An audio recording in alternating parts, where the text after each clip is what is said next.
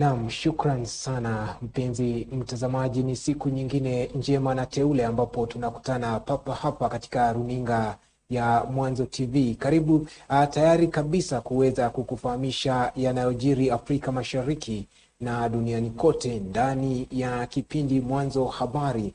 Mimi naitwa Victor Wanaswa na tumekuandalia mengi tu, kuanzia kwa hoja ya kuweza kuongeza muhula wa rais nchini Kenya jinsi ilivyopendekezwa na mbunge wa Fafi Sala Yakubu, pamoja na mgomo wa Marubani ambao umeweza kufikia tamati. Yote hayo tumekuandalia ndani ya kipindi cha dakika 30 hivi, ambapo pia tutakuwa na mahojiano kuhusiana na swala hilo la hoja ya kuweza kuongeza muda wa rais. Na ndiposa tunakuuliza katika swali letu leo hii, tunakuuliza una maoni gani kuhusiana na njama ya kuweza kuongeza muhula wa rais nchini Kenya? Anza kusema nasi katika mitandao yetu ya Facebook, Twitter na pia ule wa Instagram, ambapo tunapatikana kama @Mwanzo TV. Nami nitakuwa nayatendea haki kabla ya kukamilika kwa matangazo haya. Hebu sasa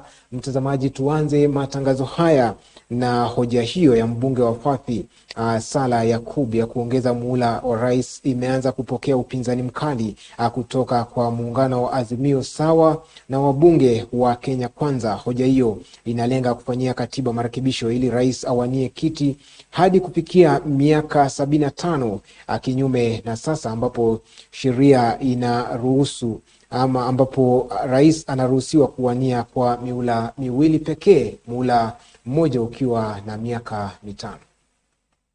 Thank you very much. Any attempt to butcher the constitution should be treated as pure balderdash. For every action that the government will bring to us, they shall receive an opposite and equal reactional force. And I can say that the drafters of the constitution had something in mind. That's why they put the term limit to be a 2-term limit within the ambit of the law, as enshrined in the apex of the law, which is the Kenyan Constitution 2010. Therefore, this constitution must never, should never, and will never be butchered nor changed. It is too early to test the waters with that kind of statement. Kenyans are suffering. We knew all along that President Ruto was envious of the record that has been set by his close friend Yoweri Museveni. Kenya is not ready for extending the life of the presidency from 2 terms. What we should be addressing now is the problems which are facing Kenya. Tunafikiria mambo ya food security ama tunafikiria mambo ya term limit ya president? Badala mtu aleta motion ya kuangalia wa Kenya venye wako njaa, analeta mambo ya term limit. Power tu ndio wanafikiria. Na ni saa hii wameingia kwa uongozi. The Fafi member of parliament does not have the local standard to speak on behalf of the president. He has no local standard to speak on behalf of Kenya Kwanza. He has no local standard to speak other than to speak for his own people. Nchini Kenya wamerejea kazini jinsi walivyoamrishwa na mahakama ya leba na uajiri hiyo jana. Jaji wa mahakama hiyo Ana Mwaure aliwaagiza marubani hao kurejea kazini leo hii na kutanzua kitendawili kilichokuwepo kwa siku 4.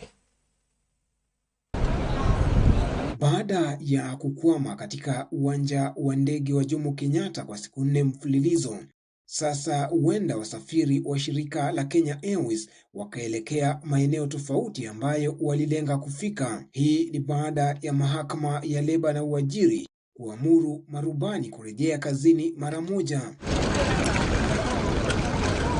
Jaji wa mahakama hiyo Ana Mwaure alikuwa ametoa nafasi kwa mawakili wa pande zote kufanya mkutano wa faragha na kutanzua utata huo. Na baada ya mkutano huo kugonga mwamba, jaji huyo akatoa uamuzi wake. The court now makes the following interim orders. 1. The respondent members, and especially the Kenya Airways pilots, will resume their duties as pilots by 6 a.m.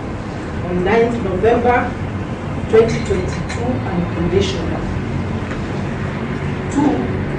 the applicants AQ to allow the pilots to perform their duties without harassing them or intimidating them, and especially by not taking any disciplinary action against any of them pending the hearing and determination of these suits. 3, the respondents are given until Friday, 11th November 2022 to file their reply. Uongozi wa KQ ulikuwa umetangaza kuwajibisha marubani hao kibinafsi na kwa ujumla kwa hasara ambayo wamesababishia wakati wa mgomo huo, lakini mahakama ikaiagiza kutowahangaisha marubani hao hadi pale kesi dhidi yao itakaposikizwa na kuamuliwa. Mawakili wa muungano wa marubani hao KALPA, ambao walikuwa mahakamani kujibu mashtaka ya kukiuka maagizo ya mahakama, wamewaondolea lawama wakisema walikuwa na haki ya kususia kazi iwapo matakwa yao yalikiukwa. We are also very pleased ourselves because we are also Kenyans. We also consume the services of the airline, and we are all looking forward to flying with KQ once again. And I believe that the management and our clients shall come up with a rota, which I think we are going to share with the members of the media later today. That's not for us, but for now we are very hopeful that the negotiations that will be court supervised are going to yield fruit. Thank you very much. We seem to have gone back where we started. Do you think we are getting any closer to that? And what happens if that doesn't occur in the coming days? The company, through their lawyers, they have said they are ready to come to the table in good faith, and they have demonstrated that today. They have accepted the court directions. We did have a sitting with them. They had the instructions. We came and briefed the judge. So we are hopeful that what they did promise the court that. Kwa sasa kinachosubiriwa ni kuona iwapo marubani hao watakubaliana na agizo hilo na kumaliza mgomo huo uliodumu kwa siku 4. Victor Wanaswa, Mwanzo TV. Biashara na viwanda nchini Kenya Moses Kuria ameapa kubomoa majengo yaliyojengwa na maskwota wanaomiliki ardhi ya kampuni ya Portland Cement eneo la Athi River, kaunti ya Machakos. Kuria ameyasema hayo alipozindua aina mpya ya simiti katika kampuni hiyo eneo la Athi River. Let me first of all congratulate East African Portland.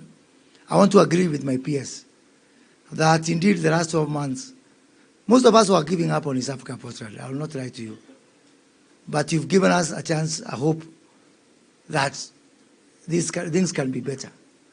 And I want to assure you of my personal commitment to turn this company around. So you tell me, and I want you good people to guide me. Do you want me to bow to the few thousands of people, squatters? Or do you want me to look at hundreds of thousands of people who will give jobs right here? And I want to tell squatters, I know you are an irresistible force, but in me, you will find an immovable object. I want NYS to start digging trenches right here. No 1 centimeter of Portland land will be grabbed anymore.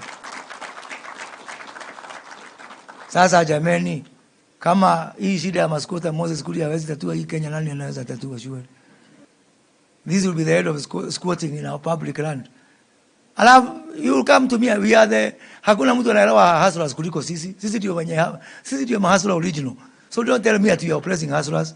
Hustlers are those people I want to give. The hustlers are the hundreds of thousands of people I want to give jobs here. Those are the hustlers. I know what is happening. You call for a meeting right here for public participation. People come for public participation to represent squatters. They come with Prados and V8s better than mine. Havana, emotions to a hardback. We are going to develop our land productively. We are going to use our land to create jobs. We are going to use our land to generate foreign exchange for our country. We are going to use our land to stop importation. We are going to use our land to be the best aviation hub in this region. We are not going to be the laughingstock of the world and then we start smiling with squatters. Hapana. So mimi nitakuja hapa, I will protect, I will ring-fence the land that has not been grabbed. I will flatten those structures, my friend. Make no mistake. Mwanze kuhama. So kuliko I flatten them my way, please, I am asking you, start moving tonight. Thank you, ladies and gentlemen. Na Inspekta Jenerali wa polisi mteule Japheth Koome ameahidi kuboresha utendakazi wa maafisa wa polisi kwa kuangazia marupurupu na mishahara ya wafanyikazi hao iwapo wataidhinishwa kuchukua nafasi hiyo. Koome aliyasema hayo alipofika mbele ya kamati ya pamoja ya bunge la kitaifa na seneti kuhusu usalama kwa mahojiano kuhusiana na nafasi hiyo. I was among the first university graduates to join the police service, Kenya Police Service as constables. We must treat our people with dignity. We must observe the provisions of the law all the time. What is happening along our roads is ugly. It's not acceptable. We teach officers how to fight corruption, but not to be corrupt themselves. Fellow officers are very excited about this nomination because one of their own who joined the service as a constable is now being vetted to be the Inspector General.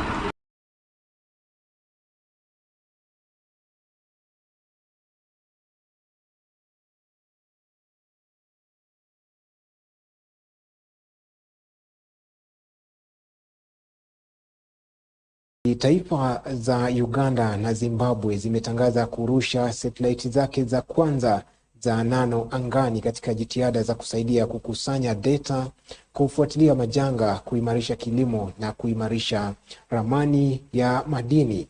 Roketi iliyobeba satelaiti hiyo ndogo iliyopewa jina Zimsat-1 ilirushwa kwa usaidizi kutoka Virginia nchini Marekani pamoja na satelaiti ya Uganda kama sehemu ya mradi wa mataifa mbalimbali wa shirika la utafiti wa angani la Japan. A mechanism facilitating government subsidies for sanitation service providers to transport effluent. 4, 3, 2, 1. Engine ignition. We have liftoff. We have carried NG-8 altitude, all flight. We have liftoff of Northrop Grumman's 18th Commercial Resupply Services mission. The SS Sally Ride has begun its journey to the International Space Station.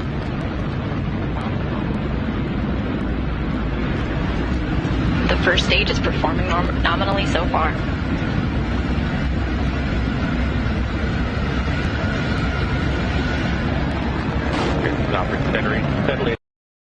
Na sasa mtazamaji, tuangazie kongamano linaloendelea nchini Misri kuhusiana na tabia nchi. Na Rais wa taifa la Kenya William Ruto amezungumzia kuhusiana na umuhimu wa kuekeza katika sekta ya maji barani Afrika. Rais Ruto ameyasema hayo alipohudhuria katika kongamano la tabia nchi nchini Misri.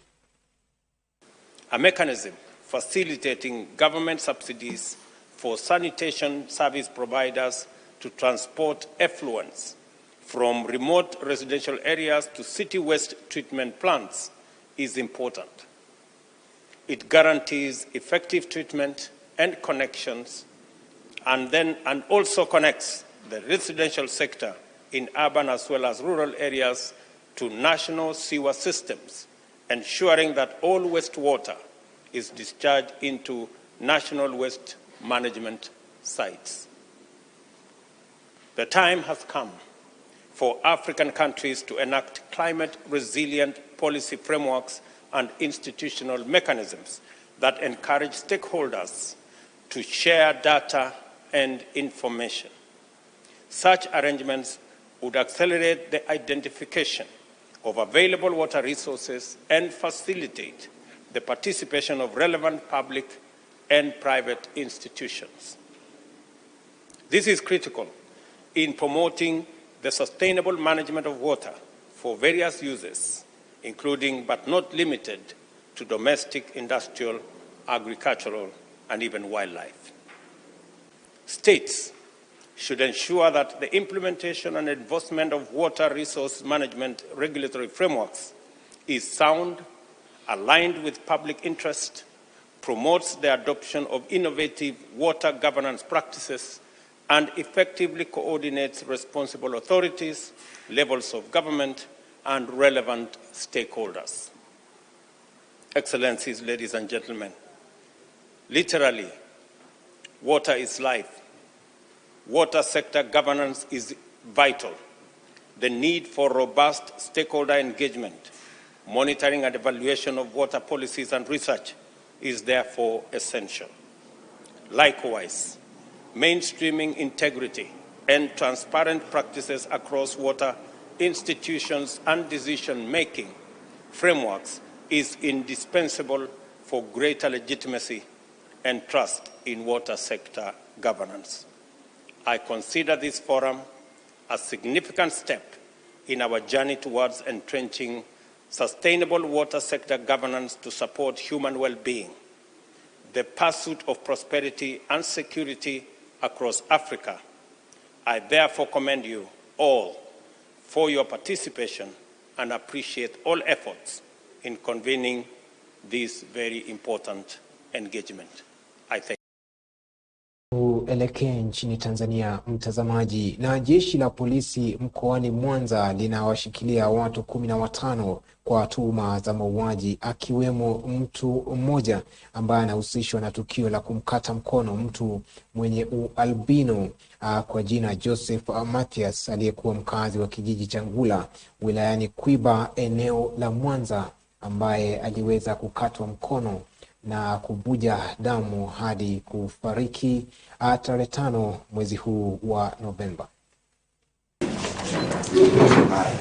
Akitoa taarifa mbele ya waandishi wa habari, kamanda wa polisi mkoani Mwanza, kamishna msaidizi mwandamizi wa polisi Wilbrod Mutafungwa, amesema mtuhumiwa aliyekutwa na mkono wa albino amekamatwa akiwa amebeba begi jeusi katikati wa jiji ya Kanyerere wilayani Misungwi, baada ya wakazi wa eneo hilo kumtilia shaka na kutoa taarifa kwa polisi, ambao mara moja waliweza kufika na kumtia mbaroni.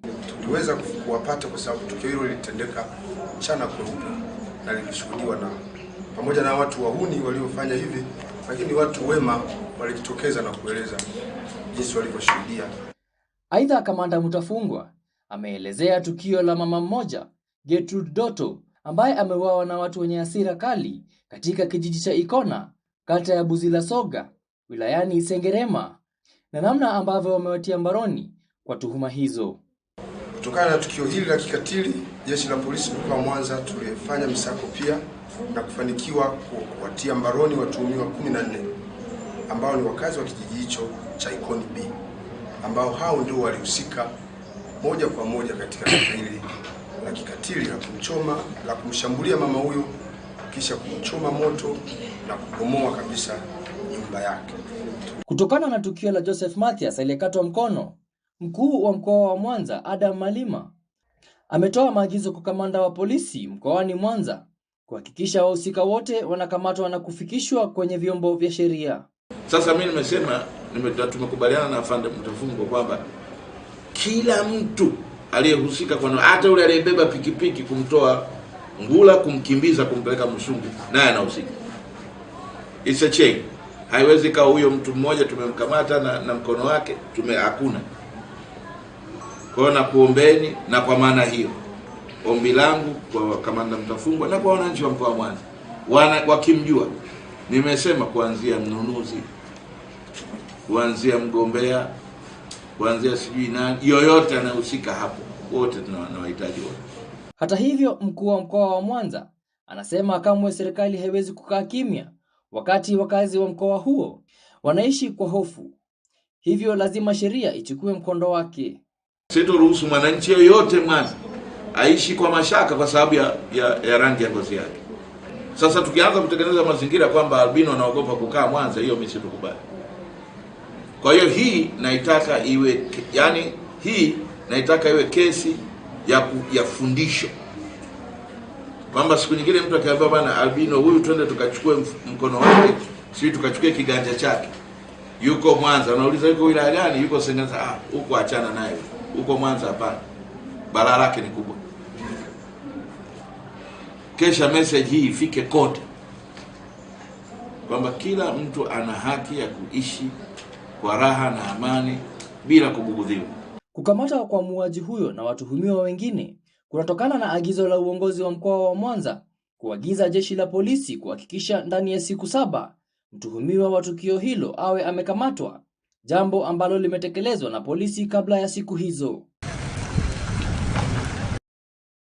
Tusalie nchini Tanzania na msemaji mkuu wa serikali nchini Tanzania Gerson Msigo anasema kikosi cha wataalam wanatarajiwa nchini humo kwa ajili ya uchunguzi na utengenezaji wa ndege ambayo ilihusika katika ajali siku ya Jumapili, ajali ambayo ilitokea eneo siku ya Jumapili na kusababisha eneo la Bukoba, kunradhi mtazamaji, na kusababisha vifo vya watu huku wengine wakiweza kupata majeruhi mabaya. Mwanahabari wetu Athi River anaturipotia kutoka Tanzania.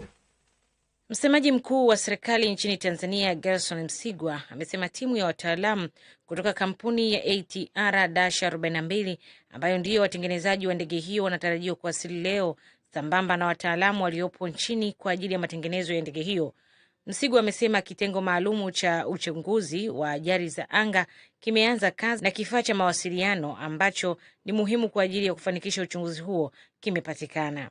Wanaendelea kufanya uchunguzi lakini pia wataalamu kutoka kampuni ya ATR ambao ndio watengenezaji wa ndege iliyopata ajali wanatarajiwa kuwasili leo. Wataungana na timu ya wataalamu waliopo hapa. Baadaye watakuja na watengenezaji wa engine, lakini niwahakikishie kwamba serikali inaendelea kufanya juhudi za kuimarisha usalama katika usafiri wa anga katika maeneo mbalimbali ya nchi yetu. Usafiri huu kama ilivyo kwenye maeneo mengine duniani kote, huu ndio usafiri salama kuliko usafiri wote. Ajali ni kitu ambacho hakina macho, kinaweza kutokea wakati wowote, lakini katika usafiri wa kuaminika duniani mojawapo ni usafiri wa anga, na bahati nzuri ni kwamba usafiri wa anga unasimamiwa na taratibu maalum za kimataifa. Hata hivyo, Msigwa amewajibu wale wanaokosoa serikali kuhusu kutumia helikopta kama sehemu mojawapo ya uokoaji. Amesema helikopta zilizopo ni kwa ajili ya usafirishaji wa abiria na mizigo na si helikopta za kuvutia meli au ndege au kunyanyulia vitu vizito. Maana unakaa unasikia helikopta ile kwa nini haikuvuta? Helikopta zinatengenezwa kwa matumizi maalum. Helikopta tulizonazo ni kwa ajili ya usafirishaji wa abiria na mizigo. Sasa hizi si helikopta za kuvutia meli au kuvutia ndege au kutoa kitu kizito, kunyanyua kitu kizito.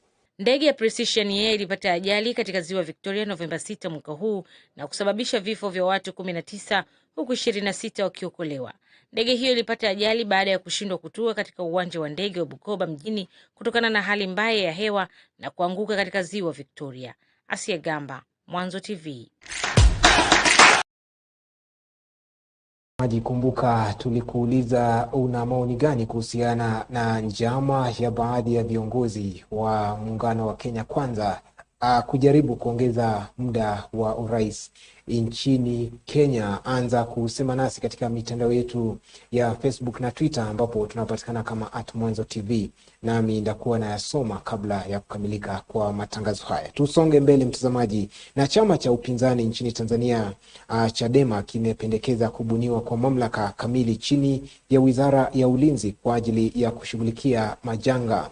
Mkurugenzi wa mawasiliano wa chama hicho John Mrema amesema hatua hiyo inajiri baada ya kitengo cha maafa kilicho chini ya afisi ya waziri mkuu kufeli katika kutekeleza majukumu yake katika ajali ya ndege iliyotokea eneo la Bukoba siku ya Jumapili. Zinaundwa tume za kwenda kuchunguza, alafu kuna kitengo cha maafa kiko chini ya ofisi ya waziri mkuu. Maana yake hakina kazi.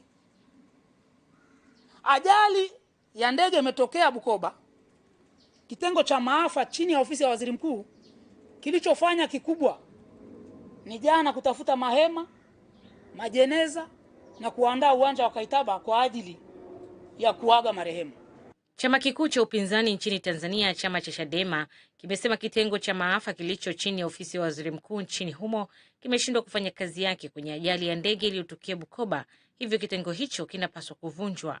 Mkurugenzi wa itifaki, mawasiliano na mambo ya nje kutoka chama hicho, ndugu John Mrema, amesema Chadema imependekeza iundwe mamlaka kamili itakayoshughulikia majanga ambayo itakuwa chini ya Wizara ya Ulinzi na si kwenye ofisi ya Waziri Mkuu kama ilivyo sasa. Kutokana na kitengo hicho kushindwa, tunapendekeza iundwe mamlaka itakayoitwa kwa kifupi TEMA. Mamlaka kamili TEMA, Tanzania Emergency Management Agency. Na mamlaka hii iwe chini ya Wizara ya Ulinzi. Isiwekwe ofisi ya Waziri Mkuu, isiwekwe TAMISEMI, iwekwe chini ya Wizara ya Ulinzi kwa sababu ni mamlaka kwa ajili ya emergency, udharura. Chadema inaungana na raia wengine ambao wameonyesha kutoridhishwa na namna ambavyo zoezi la uokoaji lilivyoendeshwa kwenye ajali ya ndege iliyoanguka katika Ziwa Victoria huko Bukoba mkoani Kagera, na kusema kwamba mamlaka husika ikiwemo ofisi ya Waziri Mkuu zinapaswa kuwajibika au kuwajibishwa. Wahusika wote kuanzia jeshi la polisi, zimamoto, uwanja wa ndege wa Bukoba, mamlaka ya viwanja vya ndege, Red Cross, mamlaka ya anga, ofisi ya Waziri Mkuu kwa sababu kitengo cha maafa kiko chini yake, wawajibike. Na kama hawataki kuwajibika, basi wawajibishwe na mamlaka zao ili kuonyesha seriousness kwamba tuko tayari kukabiliana na majanga. Taifa hili lisiwe taifa la kila siku ni kutoa salamu za rambirambi, hata kama rambirambi hizo zimesababishwa na uzembe wa baadhi ya watu waliopewa mamlaka ya kufanya kazi hiyo. Ajali ya ndege ya Precision Air ilitokea Novemba 6 mwaka huu na kusababisha vifo vya watu 19 huku 26 wakiokolewa. Ndege hiyo ilipata ajali baada ya kushindwa kutua katika uwanja wa ndege wa Bukoba mjini kutokana na hali mbaya ya hewa na kuanguka katika Ziwa Victoria. Athi River, Mwanzo TV.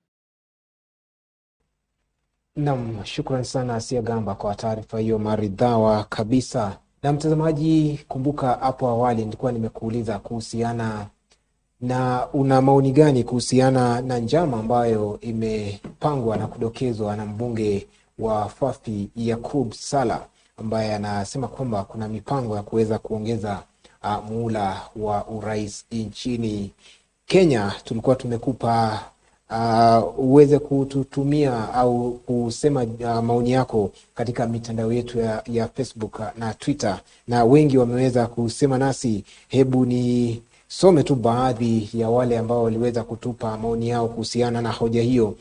Tuko naye May Fasti ambaye anasema sisi ndugu moja, kikombe hiki kimetuepuka na sasa kipo kwa jirani, kazi kwao wanywe au waumwage. Huyo ni May Fasti. Mwingine ni Bright FX anasema Kenya ipi hiyo? Mwaijua Kenya au mnaisikia? Kenya inamilikiwa na wananchi, haimilikiwi na chama wala mtu binafsi. Hiyo ilikuwa itokee huko kwenye Tanzania tu na labda itatokea Kenya, tupo makini sana. Huyo ni Bright FX.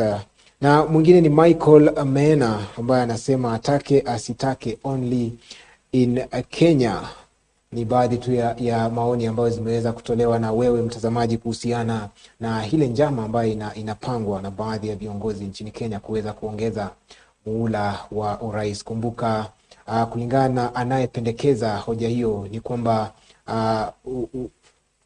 umri ule wa kuwania urais iweze kuwekwa kwa miaka 75. Kwa sasa katiba ya Kenya inasema kwamba mtu yoyote anaruhusiwa kuwania urais kwa mihula miwili.